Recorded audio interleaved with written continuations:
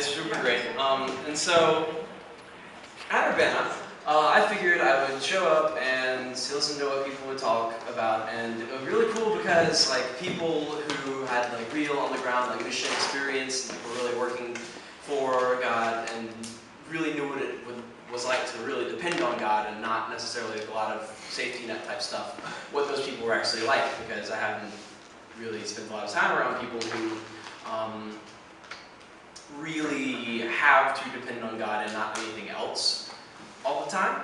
And so I figured that would be really cool. I'd go and talk to some people like that. But I didn't expect to be challenged in some of the ways that I was.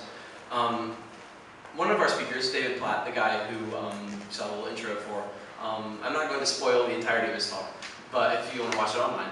But he did have a few choice words about the American dream and how the way of the life focused on accumulating enough wealth to be comfortable and to satisfy your worldly needs and whatever was in many ways antithetical to what the kind of life that Jesus calls us to, because Jesus calls us to a life of self-sacrifice and a life of service to His kingdom and not service to ourselves. And so I just thought, that's very interesting. I hadn't thought about God's call on my life in those kind of terms before, because when I tend to think about my future, the plans I have, what I'm going to do, I tend to think in terms of, well, or at least I tended to think, and it's still a temptation of mine to think that, well, I'm going to go do things, and I'm going to hopefully make a lot of money and give some of it to the church because that's nice. But generally, I want to make enough money to do well for myself, and then if it happens to be good for my Christian life, that's also a good point. It's like a check on the checkbox. But I was really challenged at Urbana by Pastor Platt and some other people to really reorient my priorities when thinking about what I'm going to do with my life.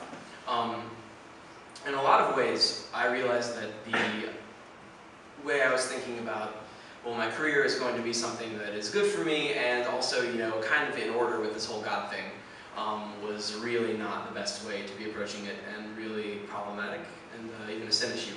And so I confessed that to God, and I would really have done a lot of soul searching based on my time at Urbana about how I'm going to take what I've learned there and apply it to my life. And I still haven't figured out exactly what I'm going to do. It's a lot of praying and hoping about that. But